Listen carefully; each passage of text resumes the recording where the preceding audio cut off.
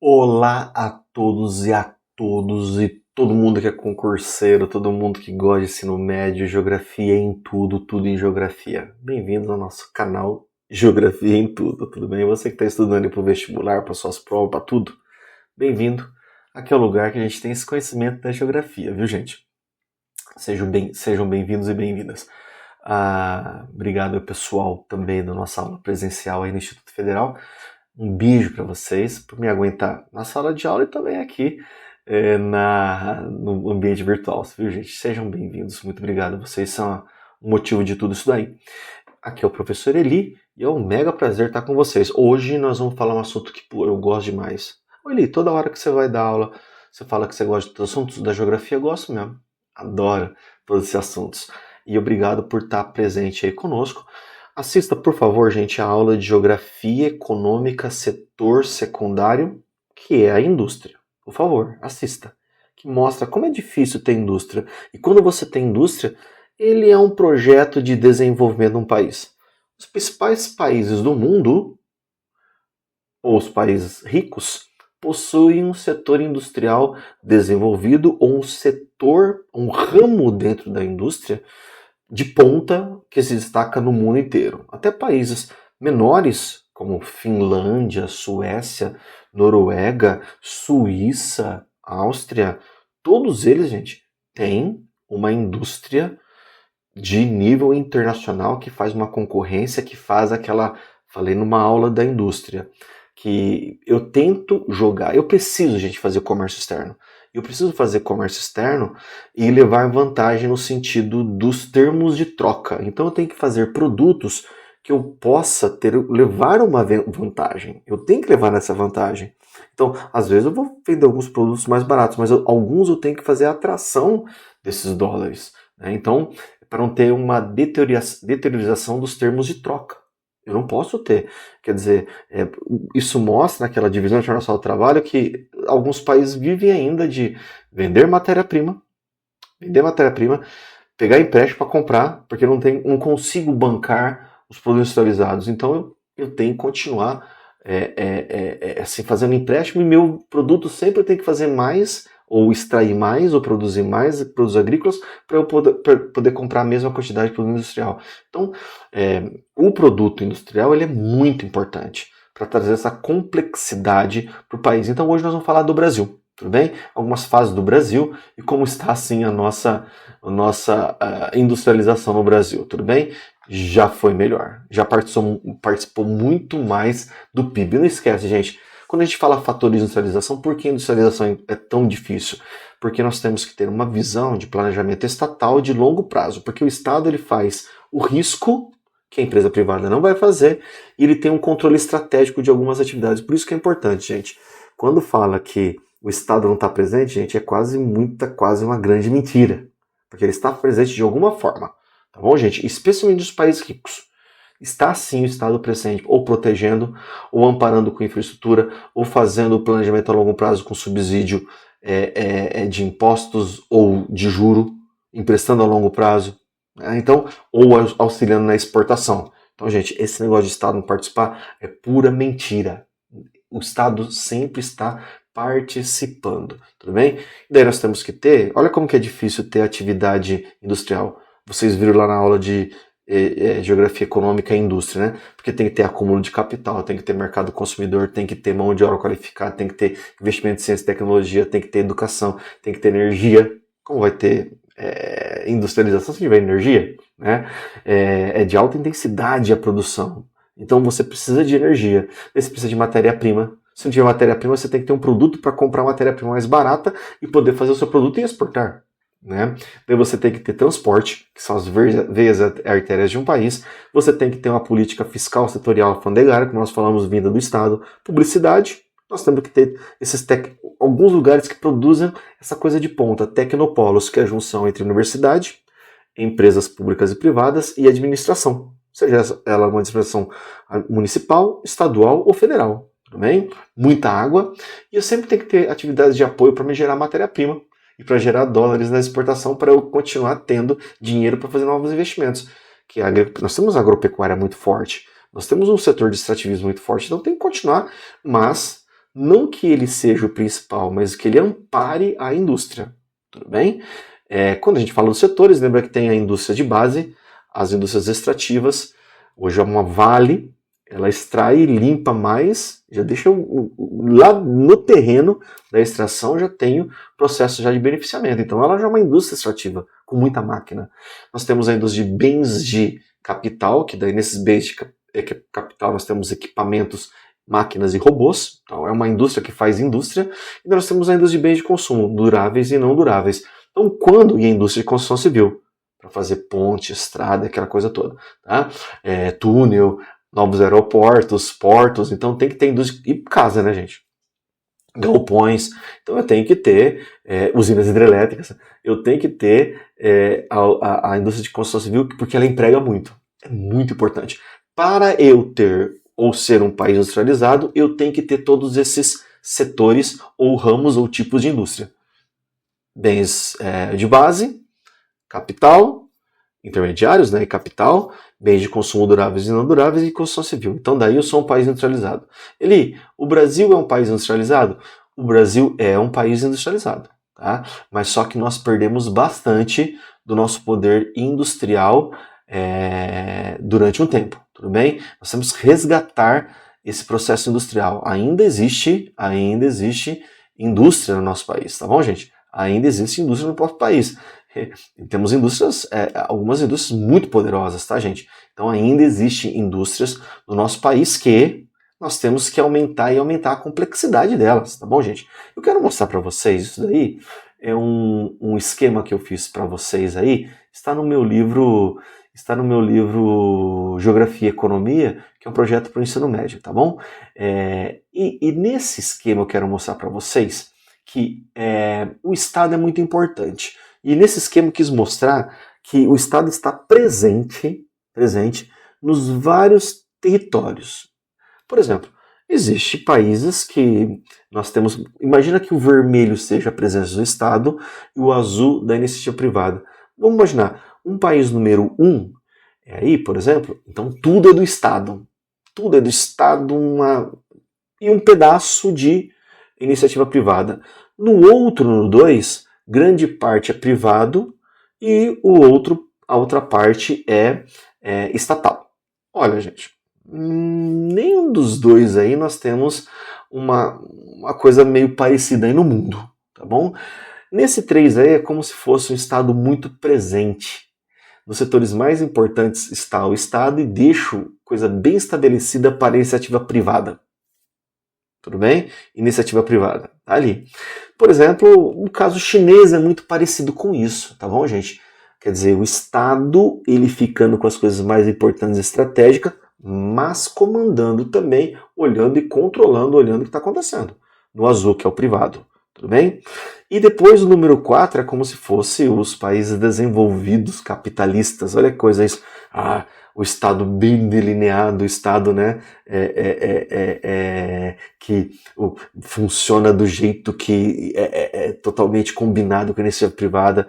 Olha, gente, e daí no país, por exemplo, aí 5, é aquela coisa bagunça, em que às vezes o azul usa muito o Estado, fala que não está usando o Estado, para a população falar que o Estado não presta, mas para ela usa. Então fica uma bagunça entre setor privado e setor estatal, em que parece que o Estado é bagunçado, mas iniciativa privada poderosa, uso de um benefício fiscal, uso de uma lei, uso das compras do Estado, uso de um juros baixo do Estado, e falo que está bagunçado, tá bom, gente? Então fica uma coisa assim muito entremeada, tudo bem? Isso daí parece meio que o Estado brasileiro, né? Ou o ambiente brasileiro que para o pobre não pode ter Estado, mas para o rico eu posso usufruir na bagunça e eu uso as brechas para ficar aproveitando. Gente, pode ter certeza. Se estão falando que o pobre, a população majoritariamente pobre, não precisa do Estado, então o Estado está na mão de outras pessoas, especialmente dos ricos. Então, por isso que a gente não tem que ter essa coisa de falar assim, não, Estado mínimo para quem? Mínimo para pobre, máximo para empresa privada, tá bom? E daí o 5. O 5 é aquela do engano que eu gosto. Não, aqui não tem Estado não, porque é tudo iniciativa privada, self-made man, aquela coisa toda. Mas, gente, se olhar de perto e na estrutura, o Estado está lá apoiando toda a economia. Tá bom? Então os países eles vão diferenciando um pouco de em certos períodos de mais Estado, menos Estado, mais Estado, menos Estado. Mas quando tem crise, eu peço para o Estado me ajudar. Quando não está com crise, daí deixo livre aí, né? Eu falo para ter um Estado mínimo, né? Quando eu não estou em crise. Mas quando estou em crise, eu chamo Estado, né? Então é um negócio meio interessante. Olha as fases, dá uma olhada aí, gente, as fases da industrialização brasileira, tá bom? Então, tudo isso que a gente fala do Estado, né, ou tudo isso que a gente fala da industrialização brasileira, nós tivemos aí várias fases, deixa eu arrumar certinho para vocês merecem o melhor slide bem centralizadinho aqui, tá aqui, me coloquei menor, porque agora é importante esses slides, que existe muita história geográfica aqui pra gente contar, tá bom? Por exemplo, nós temos aí, gente, deixa eu colocar aqui para vocês, para eu ler melhor para vocês aqui, agora sim, tá aqui, aqui são as fases, vamos trabalhar com essas fases, por exemplo, nós temos o modelo agrário exportador com pequenas fabriquetas em engenhos, até o século XIX. Só lembra que nós, de 1808, vida da família real, 1822 a 1844, nós tivemos esse período inteiro, início do século XIX até 44, uma política hiperdanosa para o início da industrialização ou de um tipo de indústria, que foi a abertura dos portos, especialmente nós comprarmos tudo, especialmente da Inglaterra, do Reino Unido. Só que em 1844, nós tivemos a tarifa Alves Branco, que aumentou as tarifas, e impressionante, após 1844, com a tarifa Alves Branco, começou a taxar coisas vindas de fora, forçou a ter um princípio de indústria, seja uma indústria de bebida, uma chapelaria, uma indústria de pequena metalurgia, de pequenos acessórios para ferramenta, alimentícia, né, de têxtil, sacaria, né? Então nós começamos a ter alguma coisa, simples fato de ter uma tarifa. Então, gente, cuidado. A tarifa, falando em tarifaço aí, daquele maluco imperialista, que acha que é do mundo, mas perdeu já muita coisa, a tarifa, assista por favor a aula de BRICS, a tarifa, ela é um recurso para eu proteger minha indústria nascente, para proteger emprego, tá bom? Como eu falei para vocês, a tarifa Alves Branco auxiliou a barrar alguns produtos vindo da Europa, especialmente do Reino Unido, e começar o início de um surtinho industrial. Então ajudou bastante. Então a tarifa é importante, mas não do jeito que é feito e está sendo feito, né, pelo presidente dos Estados Unidos, que é um tarifaço que pode prejudicar até a própria população. Não vai, gente, de uma hora para outra, só porque eu faço tarifa vai nascer a indústria. Não é assim, não. Grande parte dos setores industriais, dos ramos industriais e partes de dentro mesmo da cadeia produtiva de uma indústria já está fora do país, dos Estados Unidos. E se voltar vai ser em dólar. E o dólar vai ficar caro. Quem vai comprar isso? Como que ele vai exportar? Entendeu? Então nós temos essas fases de industrialização. De 1870 a 1930, especialmente pelo complexo cafeeiro e por causa do café, que gerou uma estabilidade fiscal no Brasil, nós tivemos surtos industriais, especialmente Rio de Janeiro, alguns pontos do Nordeste, e São Paulo começa a ter um surto industrial, pelo acúmulo de capital, pelo transporte, pela mão de obra vinda posteriormente com os imigrantes, pela liberação dos povos escravizados, pela abolição da escravatura. Então você começa a ter um movimento econômico que tem surto industrial. Já tem até as primeiras greves, né? Depois nós temos todos esses governos, olha só. GV1, Dutra, GV2, JK, governo militar, a década perdida, Plano Real, Lula 1 e 2 e Dilma 1 e 2, tá? Então nós vamos falar um pouquinho de cada um, tá bom? Olha só que interessante. Acabamos de falar, a abertura do porto é 44, tem a tarifa Alves Branco, tudo bem? Depois, nós vamos ver aí que nós temos esses surtos industriais que são indústria de abastecimento, têxtil, calçado, ferramenta, alimentos, acabei de falar, engenho, novos investimentos em transporte, hidrovia, principalmente cabotagem, ferrovia, né? Imigração e fim do escravismo, mão de obra, empresários, mercado consumidor. Princípio de industrialização. Não foi industrialização porque não teve todos aqueles setores. Para ter industrialização, precisa desses setores. E ter indústria de base, gente, era como se um avanço ultra tecnológico ter indústria de base, especialmente siderurgia. Tá? E daí nós tivemos o primeiro, até aqueles primeiros movimentos grevistas em São Paulo, tá? Daí tem o GV1, no meio tem o Dutra e o GV2. O que aconteceu, especialmente no governo Getúlio Vargas? Nacionalização da economia, modelo de substituição das importações, assim como México e Argentina tiveram. Especialmente a Segunda Guerra Mundial, auxiliou você criar essa substituição, porque os países que estavam envolvidos na guerra não estavam exportando mais para a gente, então nós vamos fazer produtos que eles não estão mandando. Então isso apressou uma industrialização por substituição, foi muito importante. Industrialização por substituição. Fundada no governo GV1 e 2, a Fábrica Nacional de Motores, a Companhia Siderúrgica Nacional, Companhia do Vale do Rio Doce, a Chesf, que é a Companhia do Vale do Rio São Francisco, o Banco Nacional de Desenvolvimento Econômico, hoje BNDES, Petrobras, e teve consolidação de leis trabalhistas, investimento na região sudeste, porque já estava com o complexo cafeiro, aquele complexo cafeiro, né, que o Wilson Cano chama, né, dessa estrutura espacial e econômica, que mesmo o Getúlio Vargas brigando, ou os paulistas brigando em 1935, gente, com o Getúlio Vargas sabia que São Paulo tinha essas infraestruturas para a industrialização, o início da industrialização do país. Industrialização com aquilo que eu falei para vocês, Companhia Siderúrgica Nacional. Lembra que foi uma transferência tecnológica, empréstimos vindos dos Estados Unidos para o Brasil entrar na guerra, né, ao lado dos Estados Unidos. E foi inaugurado pelo Dutra. O Dutra, gente, é bom a gente analisar, não está aí no slide, mas o Dutra foi importante no sentido de fazer o primeiro planejamento de desenvolvimento escrito, que foi o SALT, que foi um programa que era para fazer saúde e alimentos, transporte e energia, SALT. Só que teve um grave detalhe, o governo Dutra.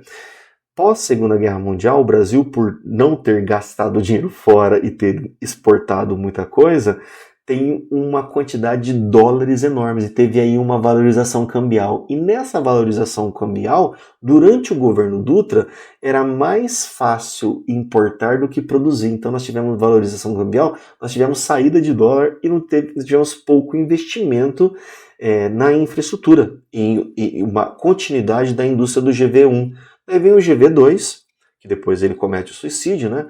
Mas só que ele cria a Petrobras, que até hoje está aí. Né? A Petrobras, essa empresa nossa muito importante. JK, o lema era 50 anos e 5, vocês sabem muito bem.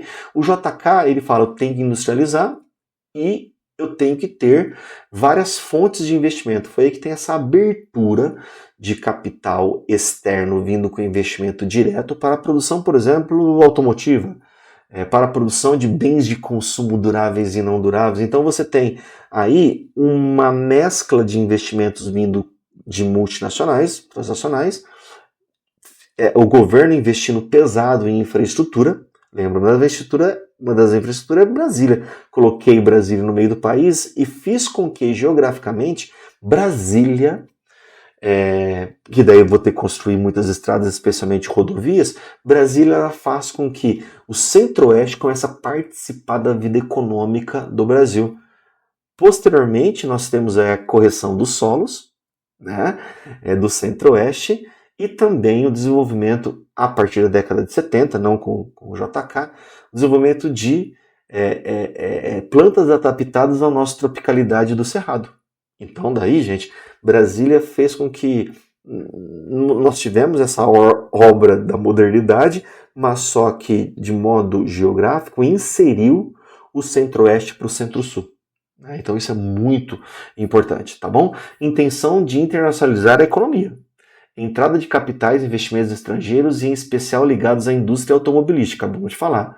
Tripé da economia, capital estatal dirigido para a indústria de base, investimentos em comunicação, energia e transporte, capital privado nacional, investimento nas indústrias de bens de consumo não duráveis e o capital privado internacional para a indústria de bens de consumo duráveis. Olha que coisa interessante. Então, o JK falou o seguinte, vou industrializar o país, vou mudar o país, e eu tenho que ter dinheiro externo, dinheiro interno, privado e público, e também dinheiro nacional com os nossos empresários.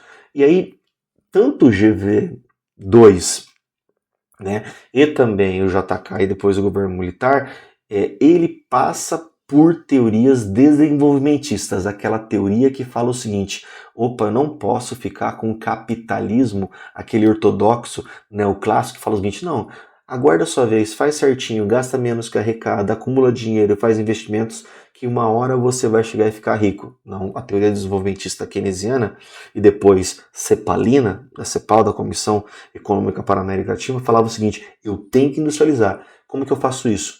Eu tenho que fazer com que alguns setores econômicos, eles possam crescer e depois esses setores vão incentivando outros. Ou eu faço projetos de desenvolvimento em vários locais do país. Por exemplo, aí por isso que tem a Sudan, Superintendente de Desenvolvimento da Amazônia, por isso que vai ter a Sudene, Superintendente de Desenvolvimento do Nordeste, daí tem a Sudesul, Sudeco, olha gente, tem um monte dessas superintendências. No governo militar nós tivemos a Zona Franca de Manaus, tá bom? E aí vai, né, que são projetos de teorias desenvolvimentistas, tá bom? Lembra que nos tigres asiáticos nós tivemos teorias desenvolvimentistas para exportação, plataforma de exportação. No Brasil, México e Argentina nós tivemos de industrialização por substituição, tá bom?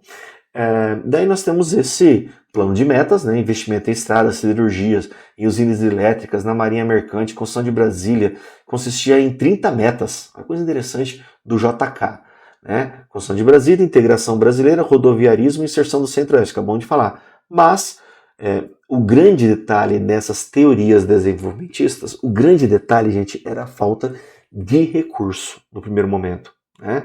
Porque nós tínhamos o café, começamos a exportar outra coisa, mas, gente, nós fazíamos aquele famoso voo de galinha, conseguia ir para frente, mas depois já parava por causa que nós ficávamos inviabilizados pelo pagamento dos empréstimos. Daí vinha aquela crise, então ando 3 passos para frente, depois 2 para trás e assim por diante. E depois, com isso, vem muita crise política. Uma crise política até gerar o golpe de 64 do governo militar. Tudo bem? Gente, muita coisa rápida que acontece no governo militar é porque no governo de exceção você pode fazer atropelar e ninguém pode reclamar, diferentemente de uma participação popular democrática. Tá? Então, no governo militar, quando muita gente fala assim, que saudade, tá louco? Eu trocaria tudo que foi feito aí de glórias do governo militar, né, por não ter tortura e nem matar ninguém. Tá bom, gente? Desculpa falar, mas é importante isso. Foi um golpe militar, um regime de exceção. Um Estado, ele é muito mais poderoso que um cidadão. Ele tem que ter as alternativas de cuidar do cidadão. E sempre vai ser um constrangimento, sempre vai ser uma coisa truculenta o Estado com seu poder policialesco, jurídico, ele atuar para cima do cidadão mais frágil. Tudo bem? Por favor, gente. Nada pode justificar o que nós vamos falar aqui quando a gente fala desse plano econômico desenvolvimentista que o governo militar realizou, né? Criação do programa Ação de Econômica do governo, logo que o Castelo Branco, o primeiro ditador do Brasil aí no governo militar, entra, ele faz essa política contracionista para diminuir a inflação herdada de JK, Jane e Jango. Então, daí tem que ter essa política contracionista, né? E sempre corta de pobre, tá, gente? Não esquece disso, tá? Reformas estruturais, teve um Banco Central, impostos, capacidade financeira e estabilidade monetária. Daí começam alguns investimentos para aumentar o desenvolvimento. Modernização da economia, autoritarismo político, aprofundamento da dívida externa. Milagre econômico, 68 e 73. Taxa de crescimento econômico acima de 10% ao ano. Estado investiu muito na indústria pesada, siderurgia, petroquímica, construção naval e geração de energia hidrelétrica. Os planos foram PND1 e PND2, tá bom? Que é a tentativa de redução da dependência externa. Tá? Então, era uma política nacionalista. Tá? Nesse PND2, gente, foi interessante que era mais para interiorizar o país. Foi aí que começa um pouco da desconcentração industrial até de São Paulo, que é um dos fenômenos espaciais mais interessantes que nós tivemos a partir de 70. A indústria saindo do grande ABC paulista, indo para o interior, em várias partes do litoral de São Paulo e algumas partes do interior. É muito interessante. E São Paulo era a região mais industrializada. Então foi um incentivo para você ter essa interiorização da indústria no Brasil. Então, obras faraônicas, Itaipu, Ponte Rio-Niterói, Angra 1, energia nuclear, né? Rodovia Transamazônica, projeto Radam Brasil, que mudou a classificação do relevo brasileiro e achou muitos projetos, auxiliou alguns projetos de mineração, né? E a potencialização da Zona Franca de Manaus, que havia sido inaugurada em 67. Tá bom? E a tentativa de criar novos polos industriais em regiões mais pobres, autocontrole de tecnocratas, aumento da dívida externa e muitas metas atingidas devido ao forte controle econômico, político e tortura. Passar trator, né? Quando você passa o trator, você cresce. Cresce em número, mas veja a situação de uma parte da população que lutava contra o estado de exceção. Então, de novo, gente, foi golpe militar e covarde com pessoas que falavam contra o regime. Tá bom? Essa é a minha opinião. 85 e 93 teve que pagar a dívida. Tancredo Neves e Sarney, pagamento da dívida, exportar é o que importa. Então tem que ter projeto de agronegócio para exportar, daí de novo o agronegócio sendo privilegiado, que era a coisa mais fácil rapidamente do Brasil fazer, para exportar, para atrair dólar e para pagar a dívida. Tudo bem? Altas tarifas de importados, então nós ficamos meio fechados porque o país, não vamos ter que gastar dólar, não vamos ter, gastar dólar. Para não gastar dólar, não tem que comprar lá fora. Então, muita tarifa de proteção. O Brasil, numa época que estava aumentando a globalização no mundo, já nos anos 80, o Brasil fica fechado nos anos 80, tá bom? Para tentar exportar, trazer dinheiro e pagar a dívida. Perda da competitividade internacional, atraso na evolução da tecnologia, porque ficamos fechados, hiperinflação, tá? Contenção dos investimentos internos e externos, ficou meio parado, por isso chama década perdida. Não foi tão perdida por causa da redemocratização, tá, gente? Fragilidade com altos e baixos na economia externa. Então, tudo que vinha de fora, a gente batia no Brasil numa pancada só. Então, nós sempre fomos muito frágeis nesse sentido de que, porque faltava reserva, porque ainda tinha uma grande população vulnerável, sabe? Então, qualquer coisa que vinha de fora, uma onda que vinha de fora, virava um tsunami dentro do país, pela essa fragilidade econômica. Em 94, nós tivemos a introdução de teses neoliberais no Brasil, especialmente o controle, o monetarismo, o controle fiscal e daí a tentativa no máximo do maior mal que tem num país, que é uma inflação descontrolada. E aí nós tivemos o Plano Real, fase marcada pela implantação do modelo político-econômico neoliberal na administração pública federal, onde surgem as ondas de privatização de nossas estatais. Tá bom? Muitas estatais foram privatizadas com o governo Collor já, 2 anos do governo Collor, depois o Itamar e o Fernando Henrique Cardoso. Tudo bem? A marca do Fernando Henrique Cardoso da privatização foi o sistema de telecomunicações e também a Vale, tudo bem? Que era a Vale do Rio Doce, passou para ser grande parte de capital privado. Mas lembra que o governo tem uma alta participação ainda dentro da Vale, tudo bem, gente? Então teve um consenso de Washington. O que é o consenso de Washington? Reduzir custos, deixar o Estado mínimo. E nesse consenso do Washington, é você, nessa redução de custos, deixar um Estado mais controlado para ele ter capacidade posteriormente de investimento e deixar a iniciativa privada investir mais. Olha que coisa linda, né? E depois esse controle da inflação, paridade cambial e elevação da taxa de juros. Taxa de juros eu uso para o quê? Se o povo está comendo muito, consumindo muito, pode gerar inflação porque tem menos comida. Então gera inflação. O que eu faço? Vou subir a taxa de juros básica e daí esses juros vão ficar altos e vão impedir, minimizar as compras. Que coisa triste, né, gente? Eleva o imposto e também eleva os juros e faz com que as pessoas comprem menos. Comprando menos vai ter mais produto. Mas peraí, gente. Né? O correto é você fazer a indústria para produzir mais, mas sem o Estado tendo dinheiro, nós não temos investimento para fazer uma máquina produtiva para conter o processo inflacionário. Tudo bem? Abertura comercial, desconcentração espacial e industrial, que já vinha sendo registrado desde os anos 70, como eu falei para vocês. sofre um efeito catalisador a partir desse período por meio da chamada guerra fiscal. Tá bom, gente? Então, tem uma desmobilização da indústria brasileira, porque com a paridade cambial de 1 para 1, durante o tempo o real ficou com câmbio fixo. E daí o câmbio fixo, gente, fez com que, por exemplo, ficasse R$1, $1 e pouquinho. E daí, gente, nosso produto lá fora não ficava atrativo. Então, era mais fácil comprar lá fora do que produzir aqui o produto. Então, quando tem paridade cambial, é complicado porque o nosso produto não fica atrativo para outros países. Aí você tem um problema de que, então eu vou desmobilizar minha fábrica e começar a comprar coisas importadas. Aconteceu muito na indústria calçadista, né? Daí começa a aparecer a China. É mais fácil comprar da China do que montar uma máquina que ficar produzindo, né? E com juros altos, eu pego o meu dinheiro que sobra, ao invés de investir numa máquina, eu vou deixar o dinheiro parado em investimentos de renda fixa, né? Que daí rendem mais do que eu ficar me arriscando a fazer fábrica, tá louco? E daí tem um problema de, não vou falar, gente, eu não gosto de desindustrialização. Eu gosto de gosto que eu falo no sentido de usar mais o termo, né? Eu prefiro perda de setores industriais, porque ainda continua tendo indústria. Então, quando fala desindustrialização, parece que acabou. As indústrias acabaram. Não, calma. Nós tivemos uma perda de setores ou ramos industriais.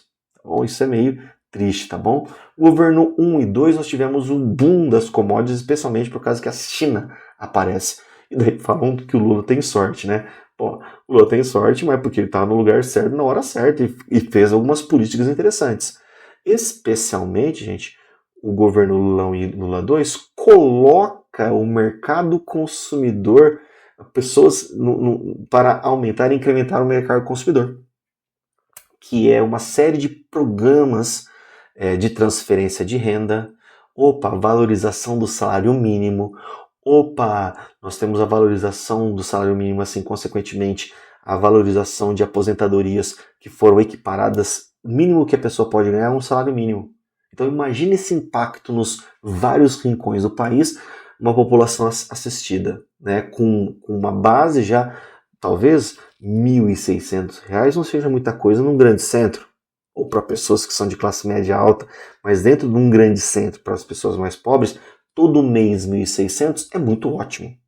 Imagina isso, seja em todas as áreas do Nordeste, do Sudeste, do Sul do país, então você tem uma valorização do consumo local. Então isso daí faz ter um crescimento do governo, especialmente Lula 2.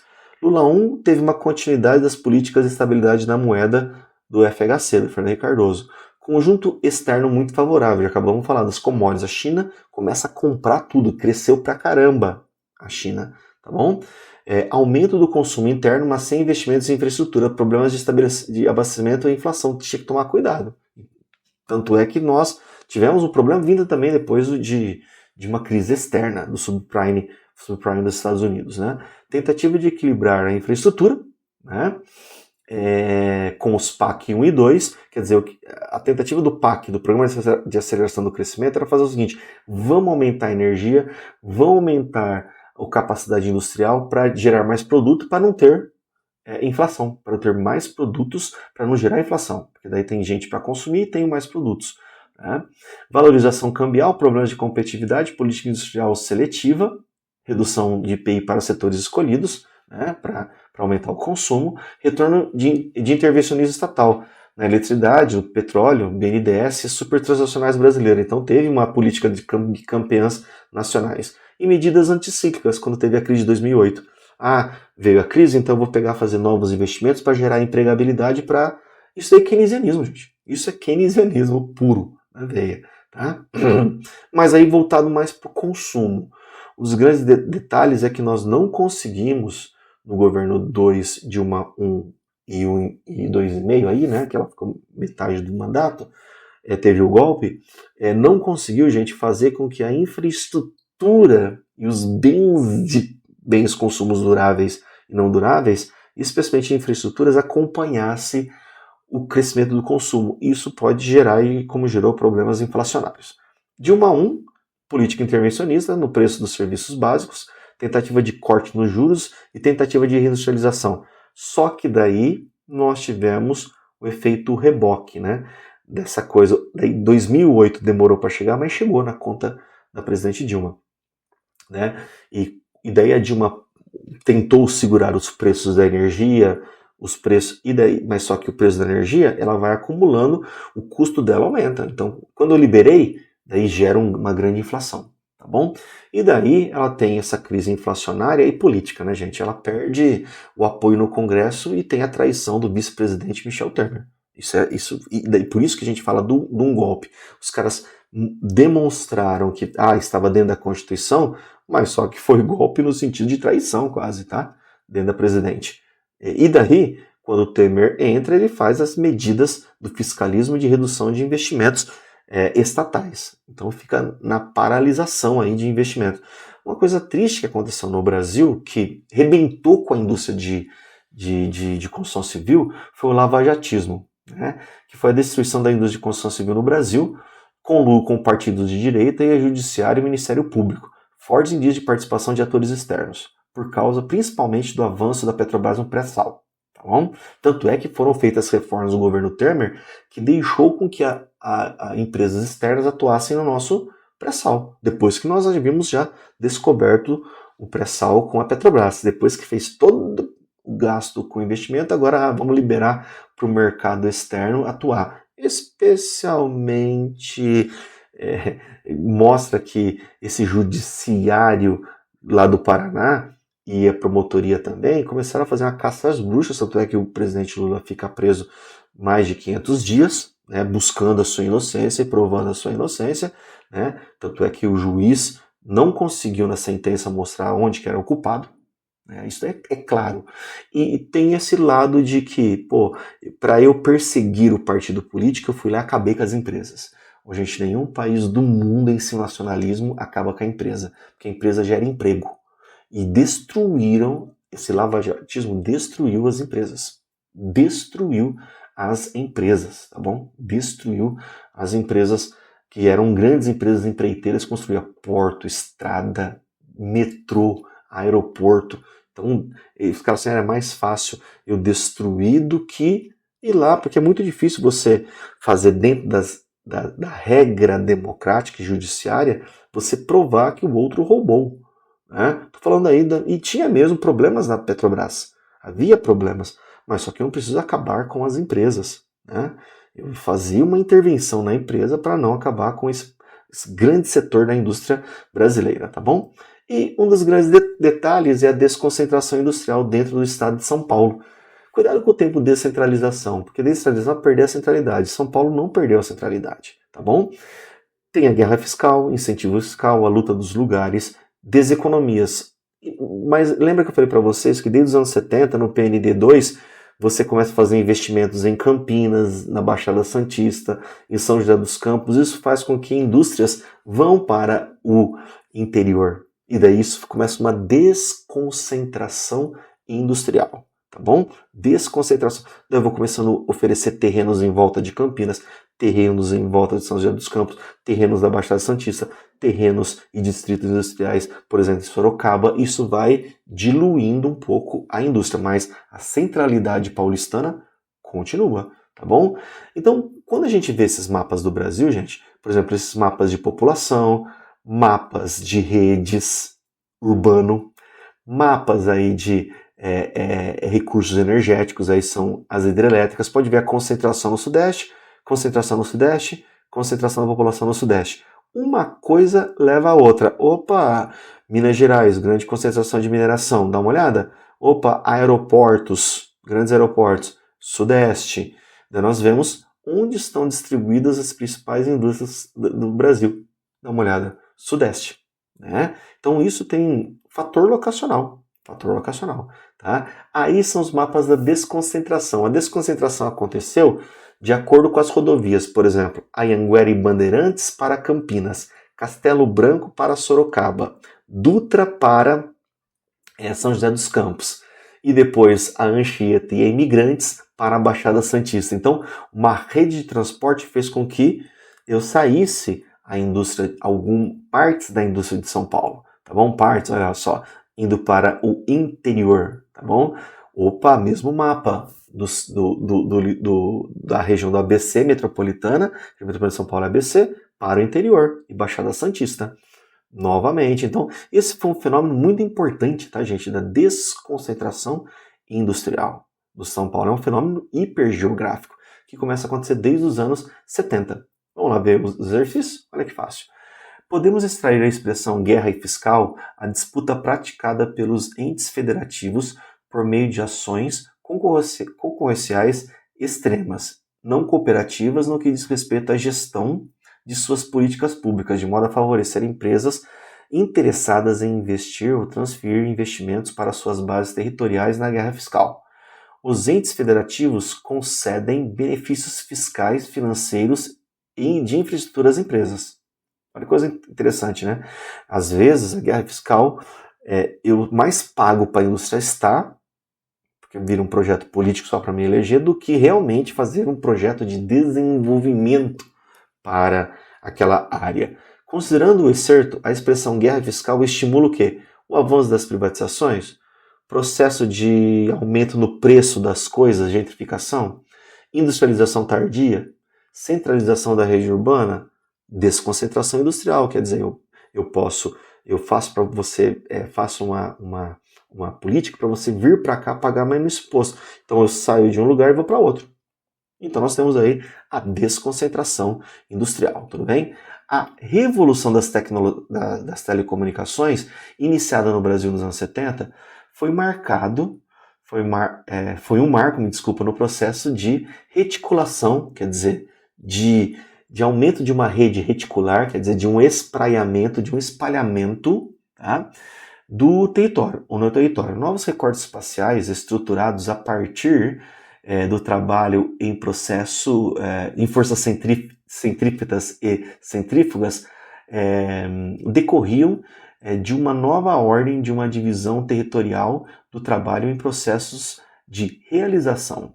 Do telégrafo ao telefone, ao telex, ao fax, ao computador, ao satélite, à fibra ótica e internet, o desenvolvimento das telecomunicações participou, lógico, vigorosamente no jogo de separação material das atividades e a unificação organizacional dos comandos. Milton Santos e Maria Laura Silveira, O Brasil, Território Brasileiro, foi o último livro do Milton Santos, né? No Brasil, a revolução das telecomunicações possibilitou o quê, gente? Possibilitou o avanço de indicadores sociais. Não é só telecomunicações, eu queria mais saneamento básico, tá, gente? O anonimato em mensagens eletrônicas. Deixa eu pegar aqui. Opa, fugiu aqui, perdão. O anonimato O anonimato em mensagens eletrônicas, ainda que informações pessoais, alimentam bancos de dados em empresas privadas. O anonimato, telecomunicações, a participação de cidades na globalização que uniformizou as possibilidades de apropriação dos espaços pelo capital. Nossa, parece então que todo mundo ficou igual, né, por causa das telecomunicações. A desconcentração industrial paulista, embora os centros corporativos estratégicos ainda ficaram permanecendo em São Paulo. Eu acho que isso é mais legal, porque ainda você conseguiu sair de São Paulo a parte produtiva, mas o comando ainda ficou na capital. Por isso que eu falei que é difícil falar de descentralização, não. Desconcentração da produção, porque São Paulo continua importante, tá bom, gente? Opa, desconcentração industrial paulista, mas não descentralizou, hein? Cuidado. O comando econômico ainda continua em São Paulo, tudo bem? Gente, essa aula ficou maiorzinha porque nós falamos bastante de geografia econômica e história dos movimentos aí, né, do Brasil. Um grande, super, mega beijo para vocês. Continue estudando. Muito obrigado por estar aqui com o professor Eligião no nosso canal Geografia em Tudo. Isso a gente pode ter umas 5 aulas, depois a gente vai retomando algumas aulas para falar coisas específicas, tais como do Estado, ou mesmo dos estados ou projetos de desenvolvimento. Tudo bem? Continue estudando. Um grande beijo e até mais, gente amada.